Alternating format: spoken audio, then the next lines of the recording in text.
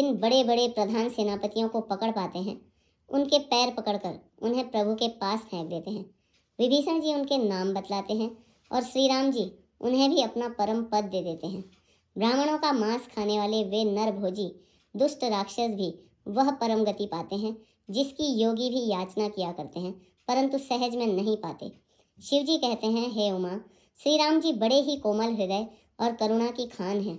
वे सोचते हैं कि राक्षस मुझे वैर भाव से ही सही स्मरण तो करते ही हैं। ऐसा हृदय में जानकर वे उन्हें मोक्ष देते हैं। हे भवानी, कहो तो ऐसे कृपालु और कौन है?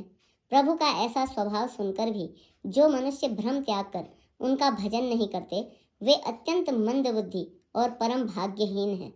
श्री राम जी ने कहा कि अंगद और हनुमान किले में घुस गए हैं। दोनों वानर लंका में विध्वंस करते हुए ऐसे शोभा देते हैं जैसे दो मंदरांचल समुद्र को मथ रहे हों। भुजाओं के बल से शत्रु की सेना को कुचलकर और मसलकर फिर दिन का अंत होता देखकर हनुमान जी और अंगद दोनों कूद पड़े और थकावट रहित होकर वहां आ गए जहां भगवान श्री राम जी थे। उन्होंने प्रभु के चरण कमलों में सिर नवाए। उत्तम योद्धाओं को देखकर श्री रघुनाथ जी मन में बहुत प्रसन्न हुए।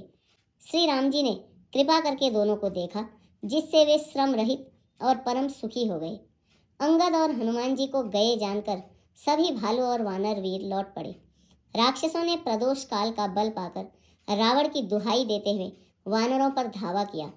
राक्षसों की सेना आती देखकर वानर लौट पड़े और वे योद्धा जहां तहां कटकटाकर भिड़ गए।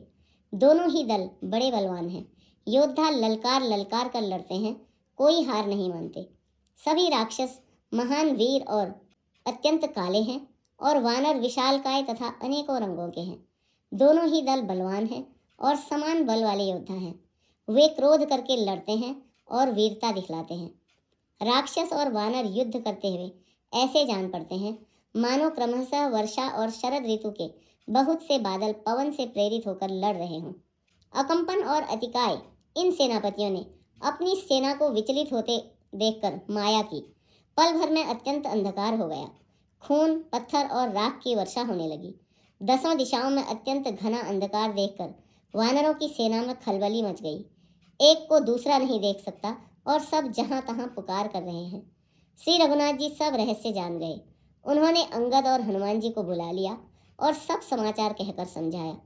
सुनते ही वे दोनों कपिश्रेष्ठ क्रोध करके दौड़े। जय जय राम।